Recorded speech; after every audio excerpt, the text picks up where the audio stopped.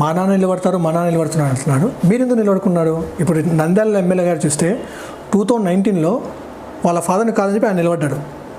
అలా మీరు ఎందుకు సీట్ అడగట్లేదు? ఇప్పుడు అది వాళ్ళ పర్సనల్ విషయం అండి, వాళ్ళ ఇంటి పర్సనల్ విషయం. ఎందుకు శిల్పామోహన్ రెడ్డి గారు ఎందుకు కంటెస్ట్ చేయలేదని అది నాకు సంబంధం లేదు. అది వాళ్ళ ఇంటి విషయాలు, అది అన్నీ మనకు సంబంధం లేదు.